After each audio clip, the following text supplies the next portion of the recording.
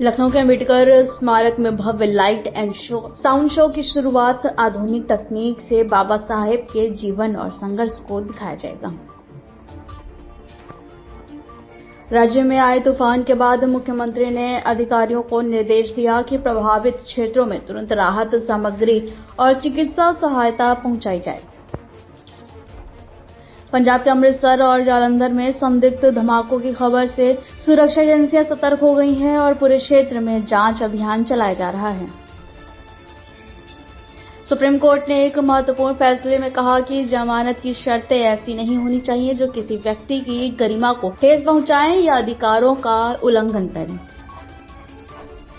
सरकार ने कपास उत्पादन बढ़ाने के लिए नई योजना को मंजूरी दी है, जिसके तहत किसानों को आधुनिक तकनीक और आर्थिक सहायता प्रदान की जाएगी।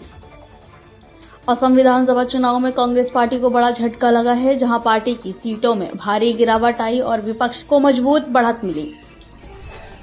गुजरात में आर्थिक विकास को गति देने के लिए सरकार ने नए शिपयार्ड और रेलवे प्रोजेक्ट्स को मंजूरी दी है, जिससे रोजगार और निवेश बढ़ने की उम्मीद है। पुलिस ने एक ऐसे आरोपी को गिरफ्तार किया है जो खुद को राहुल गांधी का सहयोगी बताकर लोगों से करोड़ों रुपए की ठगी कर रहा था।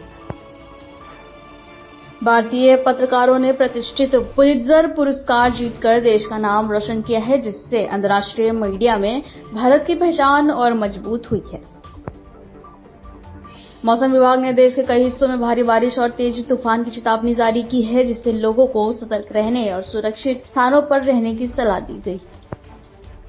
ईरान द्वारा किए गए ड्रोन हमले में यूएई में 3 भारतीय नागरिक घायल हो गए, जिनकी हालत स्थिर बताई जा रही है और भारत सरकार स्थिति पर नजर बनाए हुए है। रूस और यूक्रेन के बीच लंबे समय से चल रहे संघर्ष को कम करने के लिए समिति युद्ध विराम पर सहमति बनी है, जिससे क्षेत्र में तनाव कम होने की उम्मीद है। अमेरिका में ड्रग तस्करी के खिलाफ चलाए गए अभियान के दौरान 4 लोगों की मौत हो गई, जिसके बाद सुरक्षा एजेंसियों ने अपनी कार्रवाई और तेज कर दी है।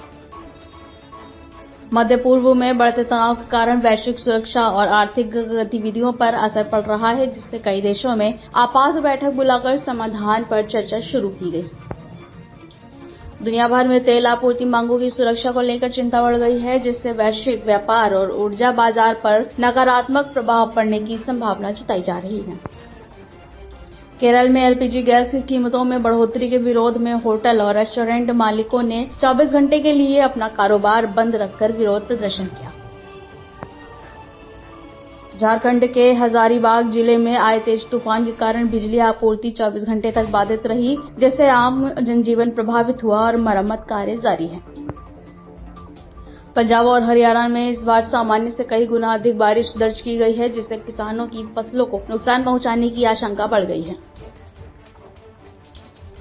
दिल्ली जयपुर एक्सप्रेसवे पर एक तेज रफ्तार वाहन की टक्कर से बाइक सवार की मौत हो गई, जिसके बाद पुलिस ने मामले की जांच शुरू कर दी है। देश के कई राज्यों में मौसम में अचानक बदलाव देखने को मिला, जहां कहीं बारिश से राहत मिली तो कहीं तेज गर्मी ने लोगों की परेशानी बढ़ा दी है।